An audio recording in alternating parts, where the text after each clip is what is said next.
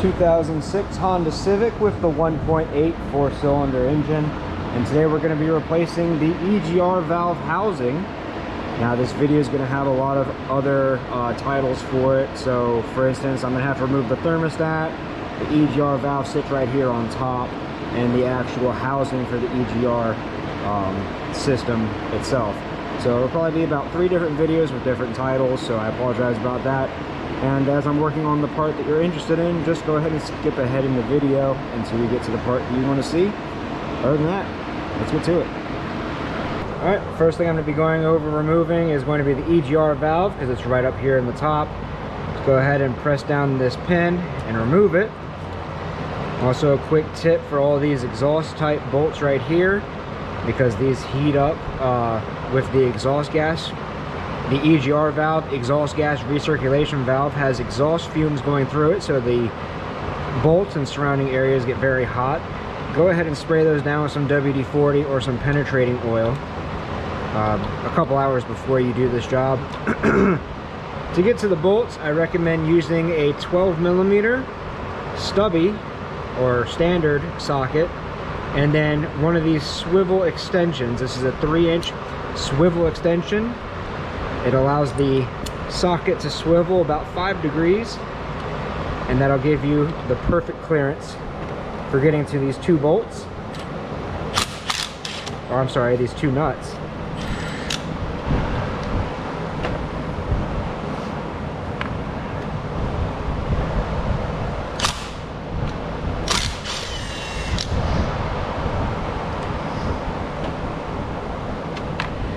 And there's your EGR valve.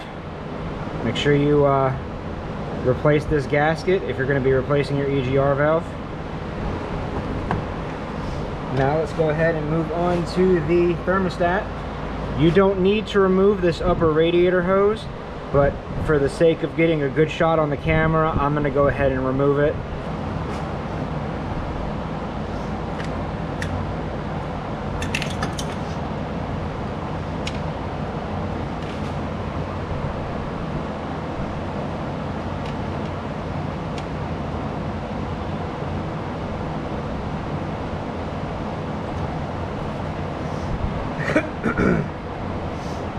Go ahead and move that out of the way.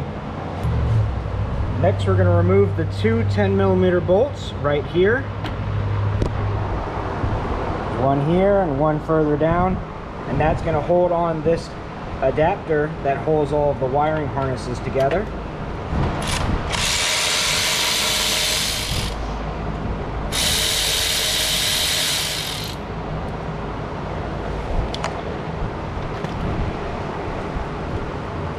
Go ahead and unplug your OBD2, I'm sorry, your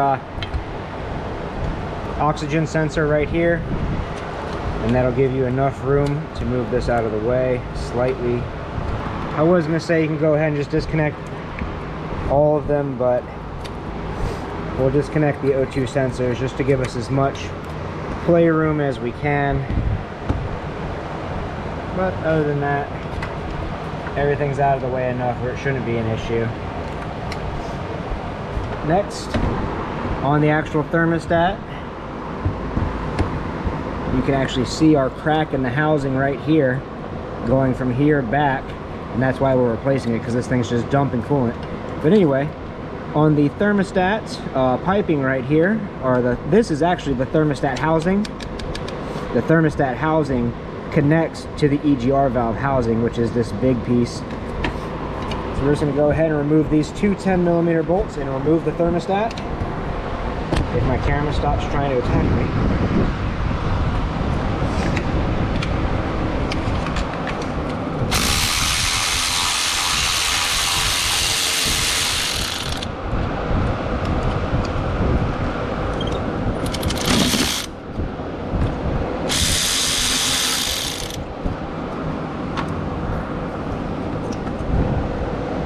This piece broke completely off right here.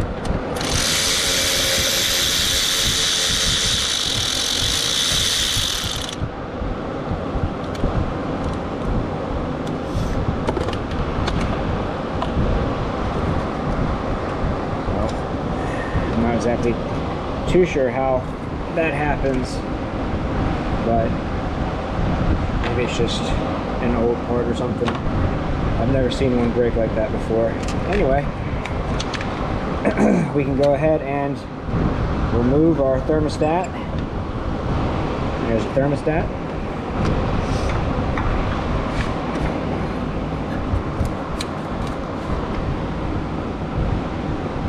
Next thing we're going to go after is the EGR piping. That's these two 12mm nuts right here.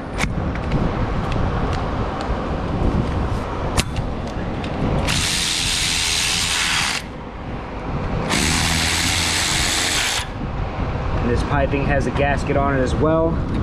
Make sure if you are replacing these pieces that you replace that gasket.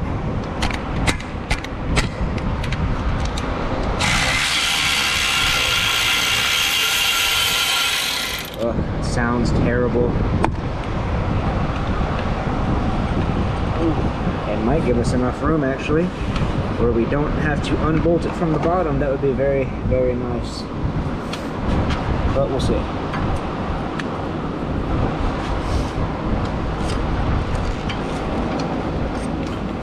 Let's go ahead and push that thermostat housing out of the way. Next, we're going to undo this bottom hose.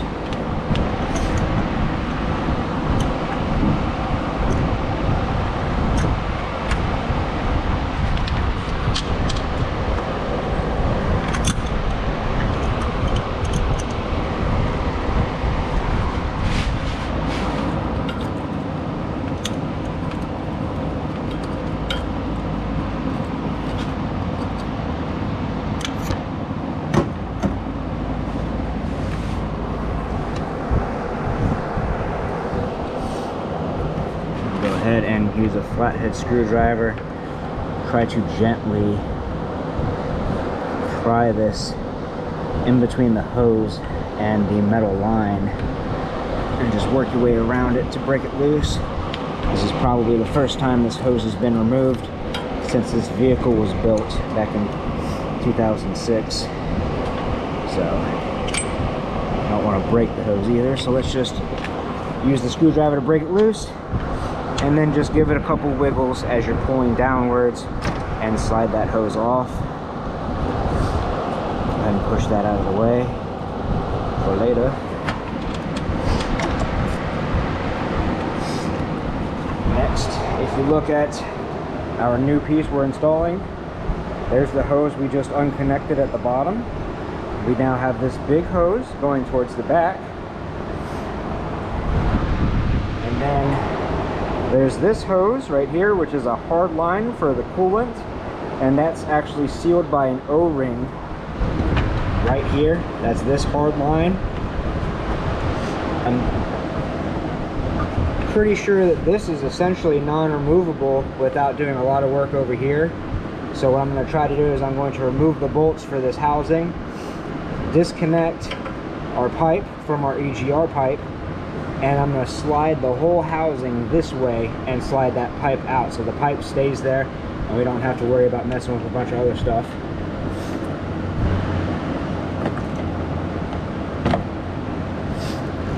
But for right now we need to get to that rear hose, and to do that I think I'm going to go ahead and remove the intake. Disconnect your mass airflow sensor, remove the harness, tuck it out of the way, 10mm.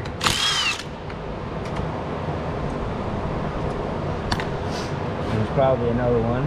There it is, way in the back. That is a very inconvenient place. Huh. I might have to remove the top piece and then the bottom piece. Top piece, filter. Gave me a little bit more room. I might be able to play that out. Let's go ahead and switch back over to our electric ratchet. 3-inch extension, deep 10mm.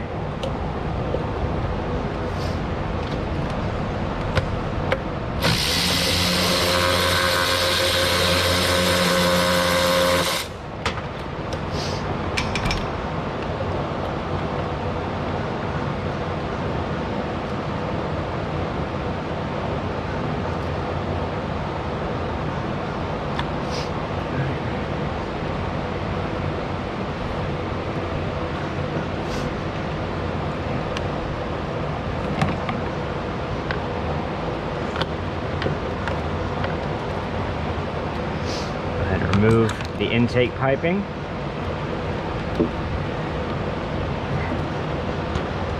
Oh, there's a little pop pin right here. You just have to lift up on the box and it pops out of there. Is that going to give us enough room? Kinda.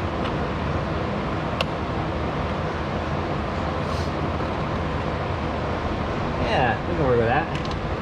That way I don't have to disconnect the air hose from everywhere. Let's go ahead and use that flathead screwdriver and just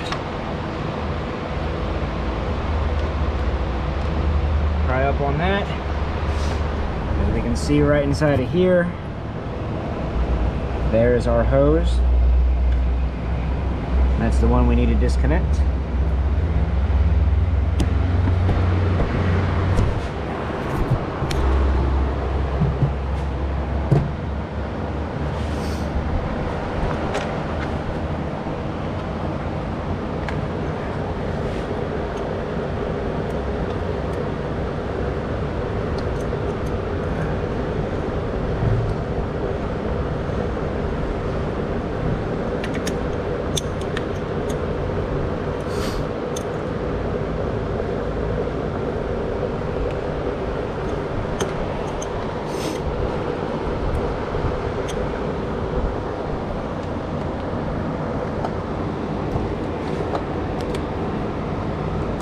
Put some twisting motion on that. Sorry for the bad camera angle. Just right in the way. Just grab that hose and make sure you can twist it to break it loose. And then gently wiggle it as you're pulling on it.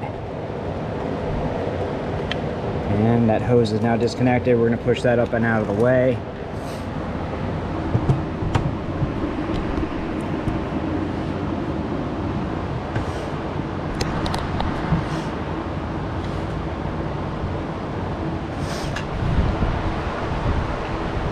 Oh, wish my nose would stop running.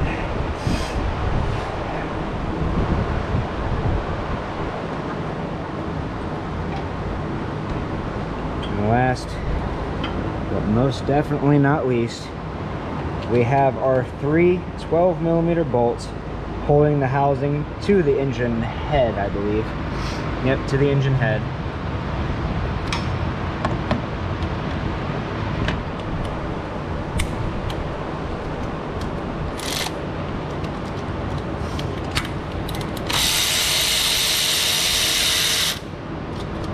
One,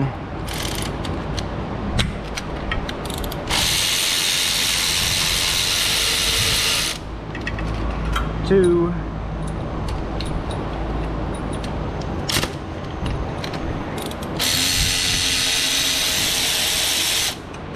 and three. They're all the same size, so you don't need to worry about mixing them up or anything like that. Let's go ahead and see if we can't remove this pipe.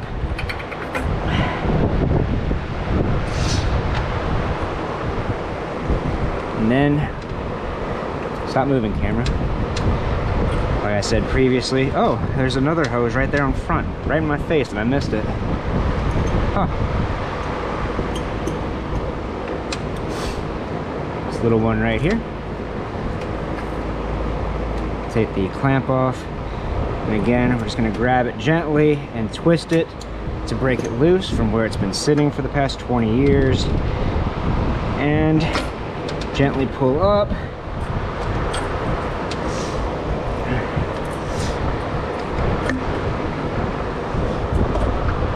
Then we're going to wiggle, hopefully, this housing to remove it from that coolant hose.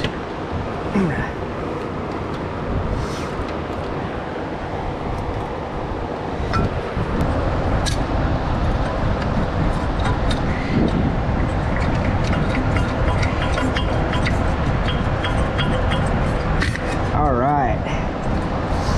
So the prying with the screwdriver didn't work, but the shaking it up and down while pulling did. Well, let's just see if I can actually get it out of this little jungle.